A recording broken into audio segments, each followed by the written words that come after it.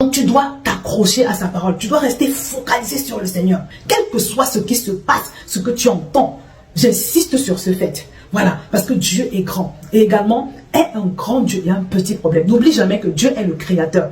Il est le commencement et la fin de toutes choses. Il tient cette planète Terre dans sa main. Il tient l'univers dans sa main. C'est lui qui décide, quel que soit ce que les gens peuvent dire, quel que soit ce que ton médecin a pu te dire. Peut-être que un prophète t'a dit qu'il y a un enchantement dans ta vie, il y a un ensorcellement, une malédiction, peu importe. Qu'est-ce que Dieu dit? C'est ça la question.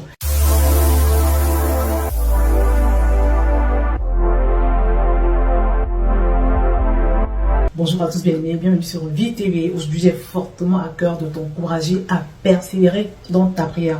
Parce que je sais qu'on a beau s'exhorter, comme je le fais aujourd'hui par exemple, il y a toujours quand même des moments de haut et de bas.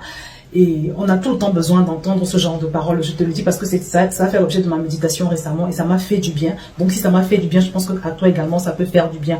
Donc mon encouragement aujourd'hui, c'est vraiment de te dire, mon frère, ma soeur, d'apprendre à marcher, non pas par la vue, mais par la foi. C'est la parole de Dieu qui nous le demande. Elle nous dit de marcher par la foi et pas par la vue. Marcher par la foi et pas par la vue. Mais qu'est-ce que ça signifie?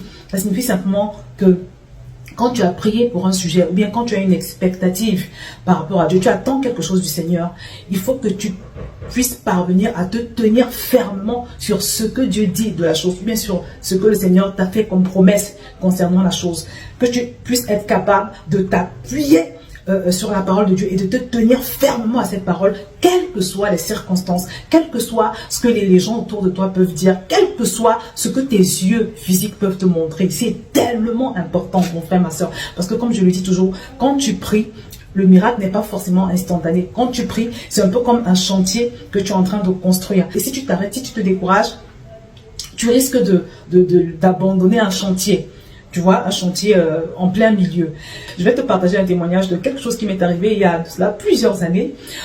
Avec mon mari, on connaissait une bien-aimée qui habitait dans notre ancien quartier. C'était une fille vraiment très bien, une femme très très bien. Mais elle était tellement attaquée, tellement réclamée, cette femme. Elle avait toujours des ennuis et c'était toujours de gros ennuis. Et un jour, comme ça, son mari nous appelle, il nous dit que sa femme est subitement entrée dans le coma, elle est à l'hôpital, il était tout catastrophé, il était en panique. Donc déjà ce jour-là, parce que c'était je crois que c'était en pleine nuit qu'il nous avait appelé, mon mari a prié avec lui au téléphone et par la suite nous nous sommes rendus à son chevet. Elle était effectivement dans le coma, sous assistance respiratoire et tout ça. Donc on a continué à prier, chaque jour on priait, de temps en temps on priait avec son mari au téléphone. Et à un moment donné, il y a eu une amélioration. Les médecins lui ont retiré ses appareils respiratoires. Donc, on s'est dit gloire à Dieu déjà pour ça. On continuait à prier, mais son état était statique. Non seulement son état était statique, mais ça restait préoccupant. Son état restait préoccupant. Et également, donc on continuait à prier et on était déjà, je crois, 1 mois. On était à 1 mois et on ne savait toujours pas quelle allait être l'issue de la situation. Donc un jour, pendant que je dors, je fais un rêve, je fais un songe. Et dans ce songe, je vois la sœur qui est totalement guérie, elle s'est totalement relevée, elle est en forme, elle sourit. Et puis il y a du monde autour d'elle, les gens applaudissent, c'est une ambiance festive. Donc le rêve était très beau et il avait l'air tellement vrai. Et ce jour-là, ce matin, je me réveille, je dis à mon mari, tu sais quoi, le Seigneur va la guérir, le Seigneur va la guérir, parce que le rêve que j'ai fait là, c'est sûr et certain que le Seigneur va la guérir. C'est sûr que même là, si on l'appelle, voilà, les choses se seront beaucoup améliorées. Donc, on appelle son mari, et quand on l'a au téléphone, il est abattu.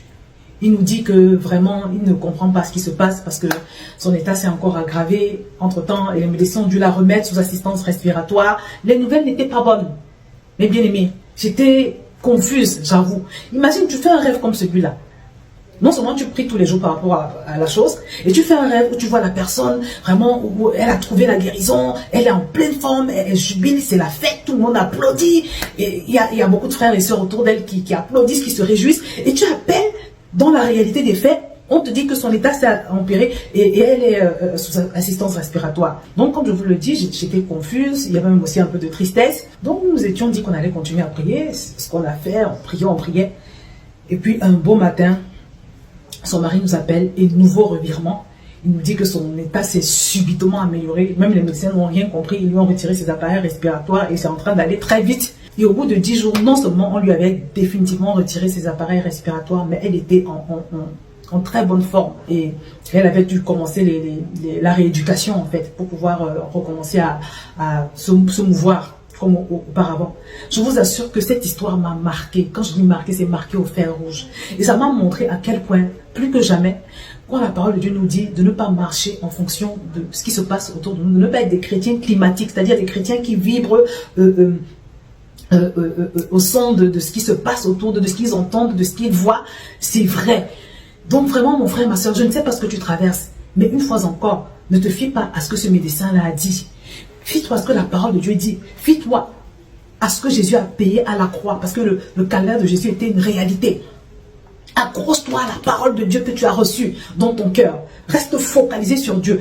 Aie un grand Dieu et un petit problème. Voilà un témoignage qui nous enseigne que, en fait, ce n'est pas parce que tout autour de toi semble être contraire à ce que Dieu t'a promis, ou bien tout autour de toi semble être contraire à ce que tu as vu, à ce que tu as reçu comme prophétie, ou bien à ce que le Seigneur t'a révélé, ce que le Seigneur t'a dit qu'il allait faire dans ta vie, que tu dois te décourager, que tu dois cesser de prier, que tu dois cesser d'espérer. Non, n'arrête jamais. Une fois encore, ne te fie pas à ce que tes yeux te montrent, ne te fie pas à ce que les gens disent, mais fie-toi à ce que Dieu dit. Tiens-toi fermement sur ce que Dieu dit. Et pour t'aider, il faut que tu aies ce verset-là en permanence dans ta pensée.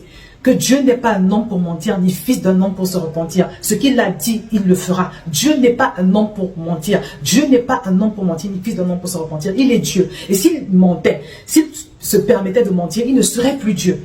Tu vois, mon frère.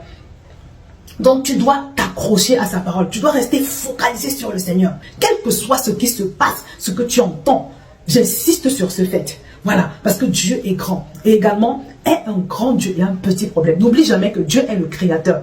Il est le commencement et la fin de toutes choses. Il tient cette planète Terre dans sa main. Il tient l'univers dans sa main. C'est lui qui décide, quel que soit ce que les gens peuvent dire, quel que soit ce que ton médecin a pu te dire. Peut-être qu'un prophète t'a dit qu'il y a un enchantement dans ta vie, il y a un ensorcellement, une malédiction, peu importe. Qu'est-ce que Dieu dit? C'est ça la question. Qu'est-ce que Dieu dit? La Bible dit, n'appelez pas conjuration, ce que ce peuple appelle conjuration. C'est-à-dire que ce n'est pas parce que les gens mettent des mots, un certain type de mots négatifs sur la situation que tu traverses, que toi tu dois t'aligner sur ce qu'ils ont dit. Mais ce sur quoi tu dois t'aligner, c'est la parole de Dieu. Ce sur quoi tu dois t'aligner, c'est la promesse de Dieu. Tu dois t'accrocher à cette promesse. Tu dois la voir. Et c'est pour ça que c'est important de la voir en permanence devant tes yeux. Et en permanence le point de l'échange divin que Jésus a réglé. En ce qui concerne ta situation, peut-être que tu as un problème de rejet. Jésus a été rejeté à la croix. Tu vois, il faut que tu trouves ce verset-là et que tu l'aies en permanence devant les yeux et que tu marches avec ce verset et pas sur ce que les circonstances te font voir. Peut-être que tu as un problème de malédiction. La Bible te dit que Jésus a porté tes malédictions à la croix. Tu dois voir ce verset en permanence et c'est ça qui te détermine. C'est ça qui détermine tes actions, ton état et pas le fait d'observer ce problème dans ta vie qui continue. Peut-être que tu as un problème de maladie. La Bible te dit également que Jésus a porté toutes tes maladies à la croix. Tu vois? Donc, tu dois avoir ce verset devant toi. Moi, je vous ai dit que moi, j'avais un problème qui me tuait ma paix au point de me faire avoir des envies de suicide. Et j'avais affiché Ésaïe 53:5 sur mon mur qui nous dit que le châtiment qui nous donne la paix est tombé sur Jésus. C'est comme ça qu'on fait. Il faut rester focalisé sur la parole de Dieu. Pendant que tu traverses ce que tu traverses, sois focalisé sur la parole de Dieu et sur sa grandeur. La parole de Dieu est sur sa grandeur. Vois ce problème-là comme une fourmi et sois focalisé sur la grandeur de Dieu. Parce que beaucoup commettent souvent l'erreur, quand ils traversent des circonstances difficiles, de voir leur problème comme une montagne. Et à partir du moment où tu perçois le problème comme étant trop grand, tu vas forcément avoir le sentiment que Dieu est soit il est incapable, soit il n'est pas bon, il n'est pas juste envers toi. Et c'est pour ça que tu dois toujours considérer la grandeur de Dieu. Donc ça demande également de te focaliser, de beaucoup méditer les versets qui parlent de la puissance de Dieu, de sa grandeur. Regarde les témoignages dans la parole de Dieu. Regarde également les témoignages de personnes, de gens autour de toi. Sur YouTube, il y en a plein de témoignages chrétiens, de gens qui ont traversé ta situation et qui ont triomphé d'elle. Donc, tu dois te nourrir pendant ce temps-là. Tu dois nourrir ta foi et rester focalisé sur ce que le Seigneur a dit. Donc voilà, je vous ai dit que je n'allais pas faire une longue vidéo aujourd'hui. Je voudrais vraiment simplement t'encourager à demeurer dans cette foi-là, à demeurer dans l'attente de ce que Dieu a dit, de ce qu'il nous a promis dans sa parole, de ce qu'il nous promet dans sa parole. Parce qu'une fois de plus, il n'est pas un homme pour mentir, ni fils d'un homme pour se repentir. Et mon frère, ma soeur, pendant que tu adoptes cette attitude de foi, parce que la Bible nous dit que la foi